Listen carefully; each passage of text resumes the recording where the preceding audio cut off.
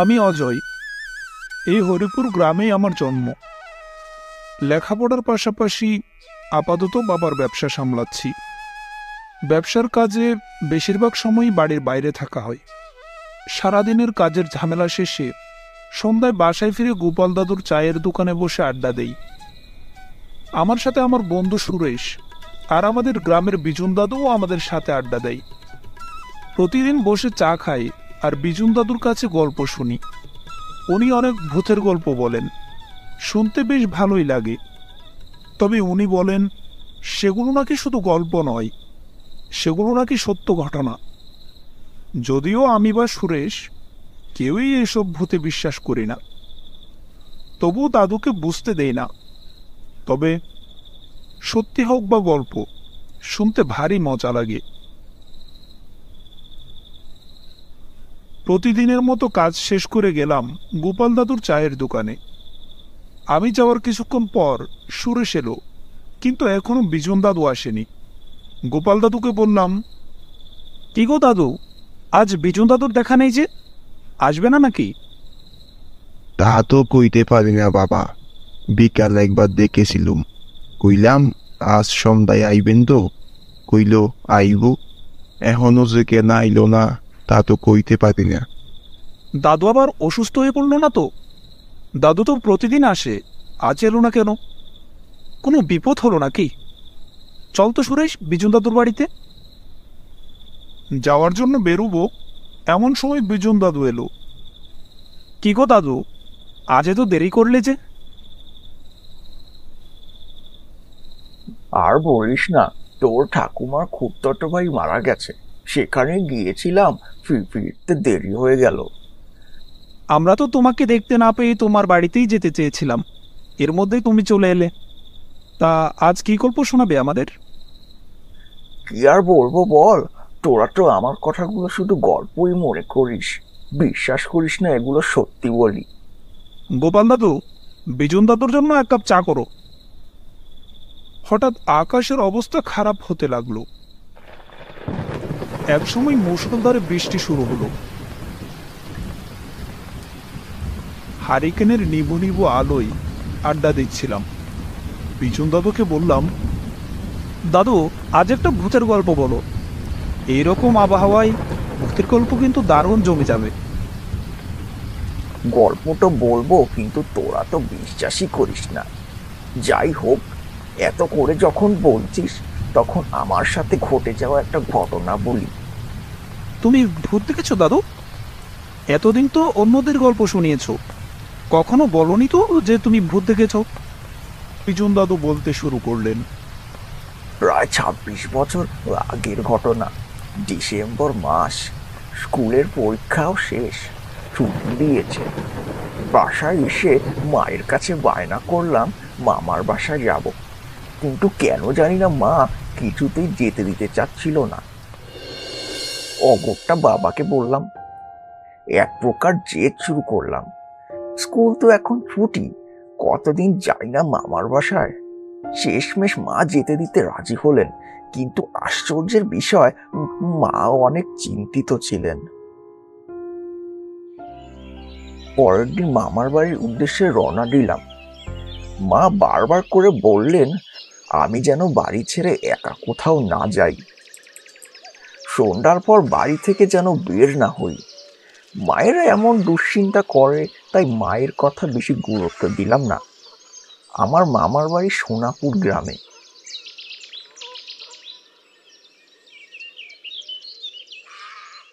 প্রায় 2 ঘন্টা পর পৌঁছে গেলাম মামার বাড়ি। আমার মামাতো ভাই ভুবন, আমার বয়সী, আমাকে দেখে একটু মহা খুশি।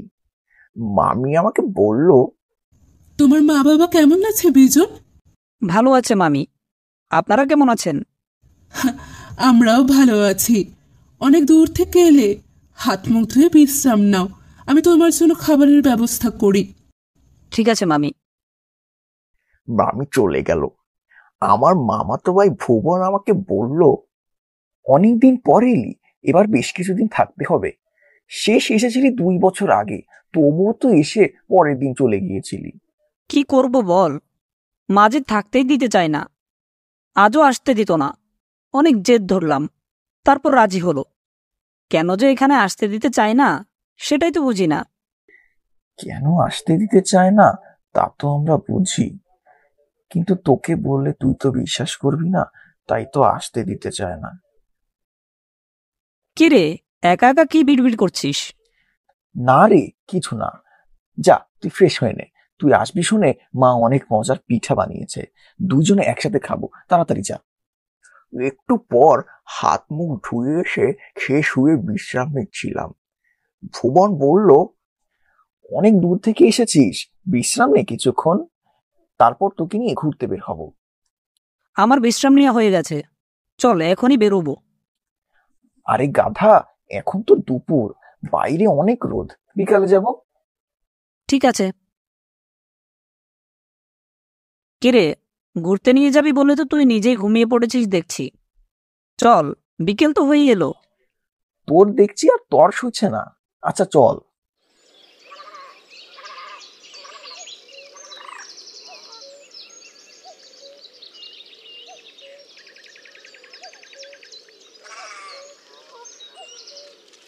দুইজনে সারাদিন ঘুরলাম, প্রায় সন্ধ্যা হয়ে এলো।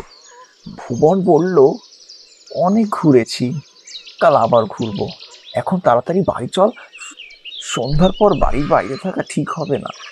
কি সব বলছিস? একটু আগেই তো বেরোলাম, আর একটু ঘুরি। সন্ধ্যায় ঘোরার মজাই অন্যরকম। না রে, মা অনেক বকবে, সন্ধ্যার পর বাইরে থাকাটা মা পছন্দ না। আরে আমি মামিকে বুঝিয়ে বলবো, আর একটু ঘুরি চল। না রে, এখন বাইরে থাকাটা ঠিক হবে না, চল বাড়ি যাই। হঠাৎ আমার চোখে পড়লো একটা বট গাছ, তার সামনে শ্মশান। ভুবনকে বললাম, ওটা বুঝি শ্মশান ঘাট? শ্মশান? কোথায় শ্মশান? কিরে, আমি দেখতে পাচ্ছি আর তুই দেখতে পাচ্ছিস না? না, আমি কোনো শ্মশান ঘাট দেখতে পাচ্ছি না। ও তোর মনের ভুল, এখন কথা না বাড়িয়ে বাড়ি চল। অগত্যা কথা না বাড়িয়ে বাড়িতে চলে এলাম।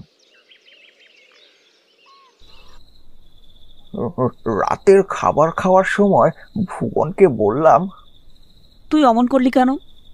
আমি স্পষ্ট দেখতে পেয়েছিলাম একটা শ্মশান ঘাট, আর তুই দেখতে পেলি না? হঠাৎ মামি বলে উঠলো, শ্মশান? ভুবন, তোরা শ্মশান ঘাটের ওখানে গিয়েছিলি? না মা, ফেরার পথে বিভন দেখেছিল, আমরা ওখানে যাইনি মা, সত্যি। বাহ, এখন তো ঠিকই শ্মশান ঘাট চিনেছিস দেখছি। তাহলে তখন অস্বীকার করলি কেন? তুই দেখিসনি? দেখো বাবা, আমাদের গ্রামটা ভালো নয়, সন্ধ্যার পরে গ্রামের কেউ বাড়ি থেকে বের হয় না।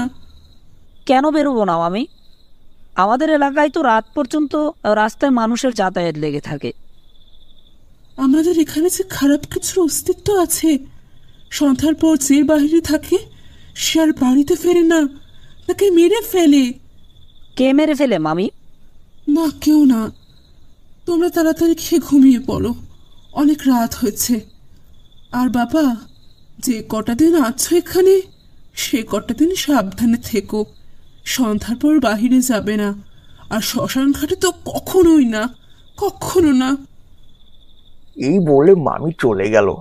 মামির কথায় ভয় স্পষ্ট বুঝতে পারছিলাম, কিন্তু একটা রহস্য আছে এই গ্রামে, আর সেই শ্মশানে আমাকে যেতেই হবে। রাতে সবাই ঘুমিয়ে পড়েছে। ভুবনের কাছে অনেকবার শ্মশান সম্পর্কে জানতে চেয়েও কোনো লাভ হলো না, কথাটা এড়িয়ে গেল। গল্প করতে করতে ভুবন ঘুমিয়ে পড়েছে, কিন্তু আমার কেন জানি না ঘুম পাচ্ছিল না, শুধু সেই শ্মশানে লুকিয়ে থাকা রহস্য জানার আগ্রহ বাড়ছিল। আমি বরাবর এসব ভূতে বিশ্বাস করি না, কিন্তু এই শ্মশান ঘাটের রহস্যটা আমাকে জানতেই হবে। ভুবন কিছু বলছে না, আর দিনের বেলা ভুবন ছাড়া তো মামি আমাকে একা বের হতে দিবেন না। আমার এখনই জানতে হবে কি রহস্য লুকিয়ে আছে সেই শ্মশানে।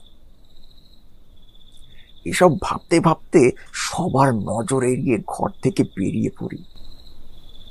চারদিকে জনমানবহীন, মনে হচ্ছে পুরো গ্রাম ঘুমিয়ে আছে। আশেপাশে শুধু পেঁচার আওয়াজ আর দূরে শোনা যাচ্ছে কুকুরের ডাক। চারপাশে এমন নিস্তব্ধতা রাতটাকে যেন আরো ভয়ঙ্কর করে তুলেছে। তবু মনে সাহস নিয়ে এগিয়ে চললাম শ্মশানের দিকে।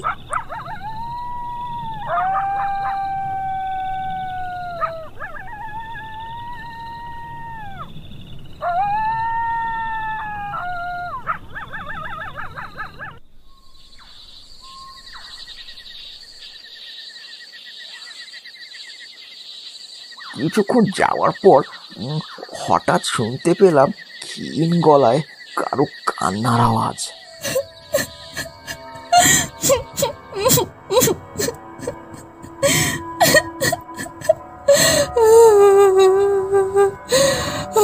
ধীরে ধীরে আওয়াজটা বাড়তে লাগলো। আমিও সেই কান্নার আওয়াজ লক্ষ্য করে সামনের দিকে এগিয়ে গেলাম। খেয়াল করলাম শ্মশানের সামনে সেই বট গাছটার নিচে কে যেন বসে আছে। মনে কিছুটা ভয় হতে শুরু করলো, তবুও কিছুটা সাহস সঞ্চার করে এগোতে লাগলাম। কাছে আসতেই দেখলাম সাদা শাড়ি পরে বসে আছেন একজন বৃদ্ধ মহিলা। বসে বসে কান্না করছে। মুখটা দেখতে পাচ্ছিলাম না, এক হাত ঘোমটা টেনে বসে আছে। তার কান্না শুনে আমি জিজ্ঞাসা করলাম, বুড়িমা আপনি কে? আর এত রাতে এখানে বসে কাঁদছেনই বা কেন? কি হয়েছে আপনার? আমার কথায় বৃদ্ধা কান্না থামালো। কিছুক্ষণ চুপ রইল। আমি আবার বলতে শুরু করলাম, কি হলো, কথা বলছেন না কেন? কি হয়েছে আপনার? আমাকে বলুন, আমি আপনাকে সাহায্য করব। বৃদ্ধা তবুও চুপ করে রইলেন। হঠাৎ খেয়াল করলাম বৃদ্ধার সামনে একটা লাশ, সাদা কাপড় দিয়ে ঢেকে রাখা। চমকে উঠলাম, কিছুটা ভয় হতেও শুরু করলো। ভয়ে ভয়ে তবুও বললাম, আপনি কি আমার কথা শুনতে পাচ্ছেন? আপনি কে? আর আপনার সামনে এই লাশটা কার? নীরবতা থামিয়ে বৃদ্ধা বলে উঠল, এটা আমার ছেলে। বৃদ্ধার কণ্ঠ যেমন ভারী শোনাচ্ছিল, কিছুটা অদ্ভুত। আবারও জিজ্ঞাসা করলাম, কিভাবে মারা গেল? আর লাশটা দেখি তো মনে হচ্ছে অনেক আগে মারা গেছে। লাশটা থেকে একটা পচা গন্ধও পাওয়া যাচ্ছে।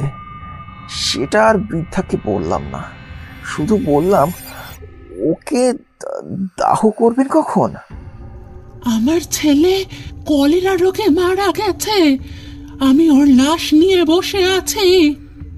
সবাই বলেছে আমার ছেলেকে স্পর্শ করলে নাকি তাদেরও কলেরা হবে।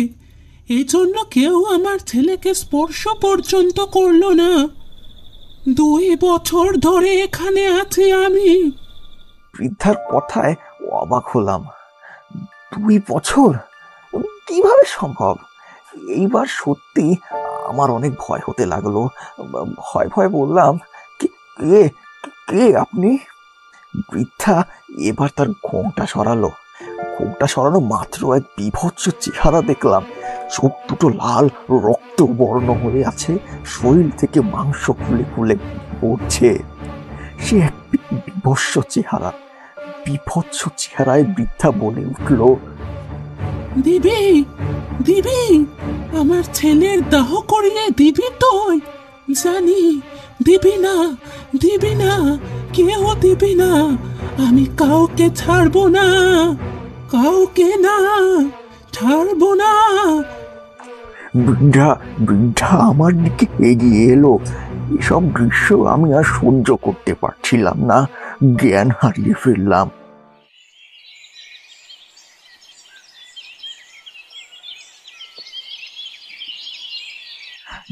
যখন জ্ঞান ফিরলো, আমি মামার বাসায়। চোখ খুলে দেখলাম বাবা, মামি, ভুবন, মা বাবা সবাই আমার পাশে দাঁড়িয়ে। তুই আমার কথা কেন শুনলি না বাবা? আজ যে তোকে হারাতে বসেছিলাম আমি। কতবার তোমাকে সাবধান করলাম, তারপরও কেন গেলে? আর যদি তোমার খারাপ কিছু হয়ে যেত? আমি আর তোমাদের কথার অবাধ্য হব না মা। ঠিক আছে বাবা, ঠিক আছে। তুই যে আমার কাছে আবার ফিরে এসেছিস, আমার এতেই শান্তি। কিন্তু কি হয়েছিল তোর সাথে? আর তুই অজ্ঞান হলে কিভাবে? আমারই ভুল। তোমাকে আগেই সব ঘটনা বলা উচিত ছিল আমার, তাহলে এমন ঘটনা ঘটতো না। প্রায় 2 বছর আগের ঘটনা। এই গ্রামে এক বৃদ্ধা আর তার ছেলে থাকতো। তাদের অবস্থা এতটাই করুণ ছিল যে একবেলা খেলে 2 বেলায় না খেয়ে থাকতে হতো। বৃদ্ধার তার ছেলে ছাড়া আর আপন বলতে কেউ ছিল না। কোনো এক অজানা কারণে বৃদ্ধার ছেলের কলেরা ধরা পড়ল। গ্রামের সবাই জানার পর তাদের সাথে কথা বলা বন্ধ করে দেয়। কিছুদিন পর বৃদ্ধার ছেলে মারা যায়। বৃদ্ধা তখন শ্মশানের সেই বট গাছের সামনে তার মৃত ছেলের লাশ নিয়ে সবাইকে বলতে থাকে তার ছেলেকে দাহ করার জন্য, কিন্তু কেউ এগিয়ে আসে না। কিন্তু মারা যাওয়ার আগে বৃদ্ধা এই গ্রামকে অভিশাপ দিয়ে যায়, এই গ্রামে শান্তি থাকবে না। ওর ছেলে আর ওকে যারা এভাবে অবহেলা করেছে তাদের সবাইকেও মেরে ফেলবে, কাউকে বাঁচতে দেবে না। তারপর থেকেই এই এলাকা অভিশপ্ত। সন্ধ্যার পর যে ঘর ছেড়ে বের হয় সে আর ঘরে ফেরে না। আমরা সেই সময় গ্রামে ছিলাম না। কিছুদিন পর ফিরে সব জানতে পারি। প্রথমে আমরাও বিশ্বাস করতে পারিনি, কিন্তু ধীরে ধীরে চোখের সামনে সব দেখলাম। যে সন্ধ্যায় কেউ ঘর থেকে বের হয় তাকে মেরে ফেলার জন্য শ্মশান ঘাটের সামনে সেই বট গাছটায় অপেক্ষা করে সেই বৃদ্ধা। কেউ তার হাত থেকে রক্ষা পায় না। তাহলে আমাকে ছেড়ে দিল কেন? তোমাকেও ছেড়ে দেয়নি। গতকাল রাতে তোমার কথায় সন্দেহ হয়েছিল আমার কিছুটা, তাই আমি লুকিয়ে তোমার শার্টের পকেটে একটা তাবিজ রেখেছিলাম। তাইও তোমার কোনো ক্ষতি করতে পারিনি। তা না হলে আজ আমরা তোমাকে হারিয়ে ফেলতাম চিরদিনের জন্য। আমাকে ক্ষমা করে দাও, আমি আর এমন করব না। সবসময় তোমাদের কথা মেনে চলবো। এতক্ষণ বিজন দাদুর কথাগুলো আমি মন দিয়ে শুনছিলাম। গল্প শুনতে শুনতে কখন যে বৃষ্টি থেমে গেছে বুঝতেই পারিনি। তোমার গল্প শুনতে শুনতে কত রাত হয়ে গেছে খেয়ালই করিনি। অনেক ভালো লাগলো দাদু তোমার গল্পটা। গল্প না রে, গল্প না, বাস্তব। এখনো সেই ঘটনা মনে পড়লে আমার ভয় হয়। থাক রে, অনেক রাত হয়েছে, বাড়িতে ফিরতে হবে। বেঁচে থাকলে দেখা হবে। এই বলে দাদু চলে গেল। তবে দাদুর গল্পটা যেন ভুলতেই পারছি না।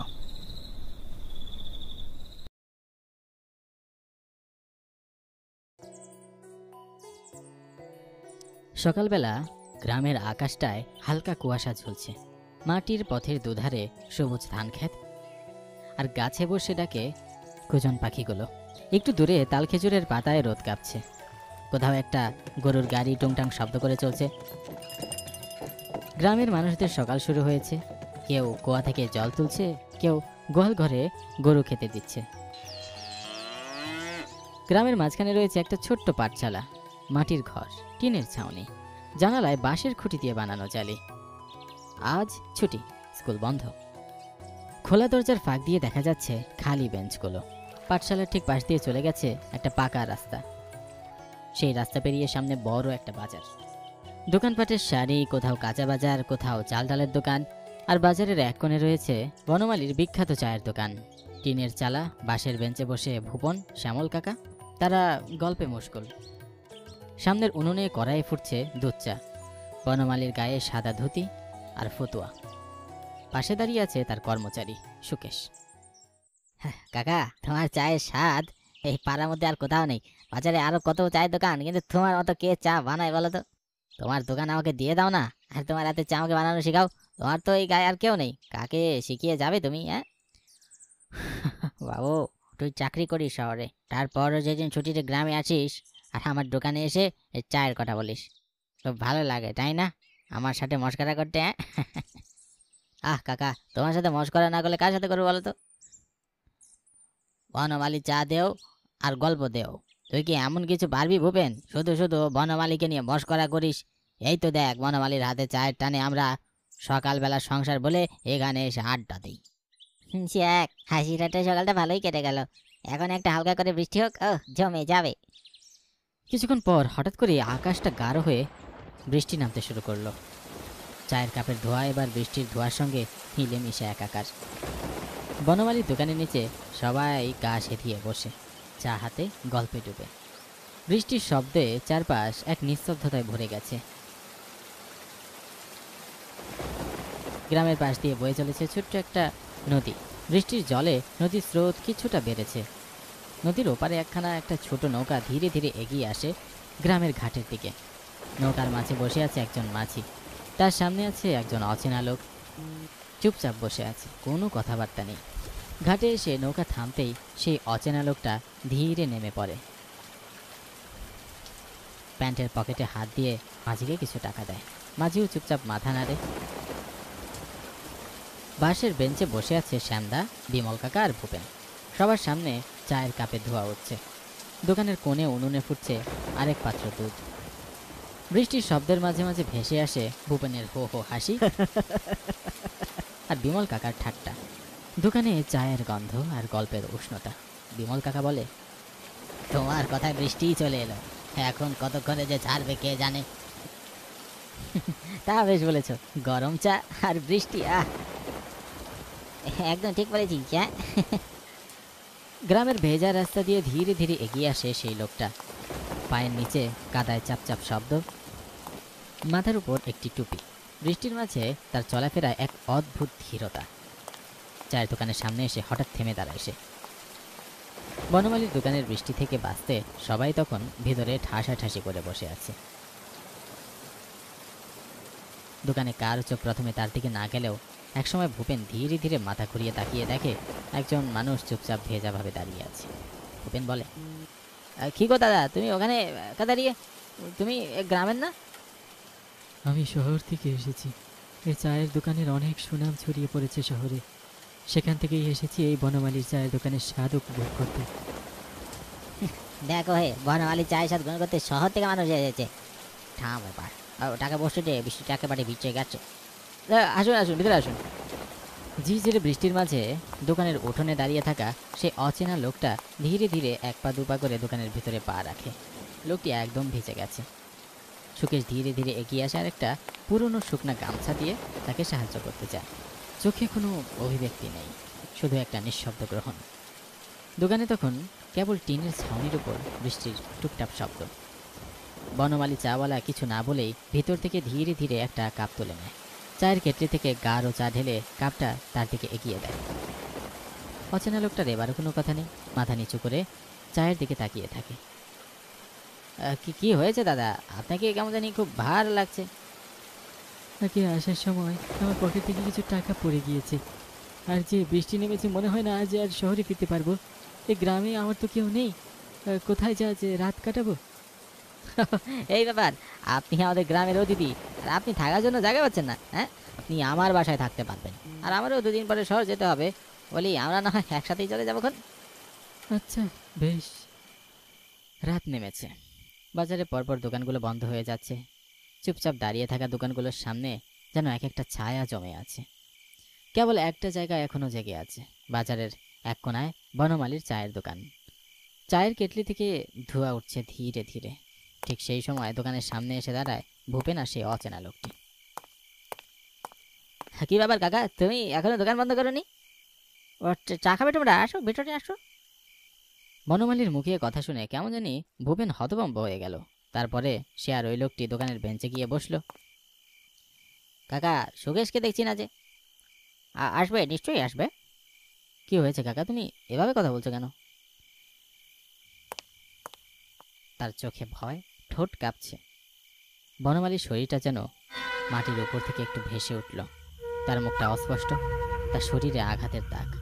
তার হাত যেন ছায়ার মতো প্রসারিত হয়ে ছুটে গেল সুকেশের দিকে। হঠাৎই সেই হাত এসে চেপে ধরল সুকেশের কাঁধ, এক ঝাঁকুনিতে টেনে নিল তার নিচের দিকে। সুকেশের মুখে আতঙ্কের ছাপ, তার মুখে কোনো কথা নেই, শুধু চোখে ভয়ার্ত বিস্ময়। কেটে সুকেশ, কোথায় যাচ্ছিস তুই আমার দোকান ছেড়ে? এখন যে এটা তোর দোকান। কাকা, তুমি আগে ছেড়ে দাও, ভূপেন দা আমাকে বাঁচাও। বনমালীর চোখ দুটো লাল হয়ে গেছে। এই দৃশ্য দেখে ভূপেন আর সেই অচেনা লোক যেন থ মেরে গেল। তাদের দু চোখ বিস্ময়ে ভরে গেল। তারা কিছু বলতে চেয়েও পারল না। ঠোঁট শুকিয়ে গেছে, গলা দিয়ে কোনো শব্দ বের হচ্ছে না। তারপর ভূপেন বলে উঠল, কাকা কি কি হচ্ছে এসব? তোমার এই অবস্থা হলো কি করে? শোন তবে, কাল রাতে আমি দোকান থেকে যাওয়ার পর নির্জন রাতের অন্ধকার চেপে বসেছে পুরো বাঁশবাগানের ওপর। বাঁশপাতায় বাতাসের হালকা শো শো শব্দ, আর মাঝে মাঝে ঝিঝি পোকার কান্না যেন নীরবতা আরও ভারী করে তুলেছে। বাঁশবাগানের ফাঁক দিয়ে চাঁদের আলো মুখ ঢেকে রেখেছে, কেবল ছায়া আর ছায়া। বনমালীর মুখে কোনো কথা নেই। সুকেশ পেছনে পেছনে হাঁটছে, কি জানি চলছে ওর মনে। রে সুকেশ, তুই এত পিছে পিছে হাঁটছিস কেন রে? তোর সাথে কিছু কথা ছিল। হ্যাঁ কাকা বলো। আমি ভাবছি যে শ্যামকে আমার দোকানটা দিয়ে দেই, কি বলিস? ওর তো তেমন রোজগারের সুযোগও নেই, এদিকে আমার বয়স হয়ে গেছে, কতদিন চালাবো বল? তুই আমাকে যেমন নিজের কাকা মনে করে থাকিস, শ্যামকেও নিজের দাদা বলে মনে করবে, বুঝলি? তবে রে বুড়ো, তুই আমার কাকা? যদি কাকাই হতিস তবে এই দোকানটা শ্যামকে না দিয়ে আমাকে দিতিস। বুড়ো, তোকে আমি এতদিন সহ্য করেছি যে তুই তোর দোকানটা আমাকে দিয়ে দিবি বলে, কিন্তু এখন তো দেখছি তুই আমাকে দিবি না। তোকে মারা খারাপ হয়ে গেছে? কি কি কি করছিস তুই? তোর হ্যাঁ পাগল হয়ে গেছি, এবার দেখ আমার পাগলামি। সুকেশ একটি মোটা লাঠি কুড়িয়ে নিল। তার চোখে ভয় নয়, ছিল রাগ। বনমালী কিছু বুঝে ওঠার আগে ধাপ একটা প্রচণ্ড শব্দে সারা বাঁশ ঝাড় কেঁপে উঠল। সুকেশের হাতের লাঠি নেমে এলো বনমালীর মাথায়। বনমালী ওখানেই পড়ে গেল, নিঃশব্দ, কোনো আওয়াজ নেই। আর এইভাবে দোকানটির জন্য আমাকে মেরে ফেললো। ছাড়বো না সুকেশ, আমি তোকে ছাড়বো না। ছি সুকেশ, তুই এত নিচু! বনমালী কাকাকে তুই মেরে ফেললি, এর শাস্তি তোকে পেতেই হবে। হঠাৎ হাওয়ার গতি যেন বেড়ে গেল। দোকানটার বাতিটা কাঁপতে লাগলো। অচেনা এক অন্ধকার নেমে এলো চারপাশে। আর ঠিক তখনই বনমালীর মুখে ফুটে উঠল বিকৃত এক হাসি। হাত লম্বা করে এক ঝটকায় সুকেশের গলা চেপে ধরলো বনমালী। সুকেশ হাত পা ছুঁড়েও কিছু করতে পারল না। ধীরে ধীরে সুকেশের শরীর নিস্তেজ হয়ে পড়ল। একটা নিঃশব্দ মৃত্যু গেলে নিল চারপাশকে। মৃতদেহটা পড়ল মাটিতে। আর তখনই বনমালীর বিকৃত মুখে আবারও সেই ঠান্ডা হাসি। আর সেই মুহূর্তে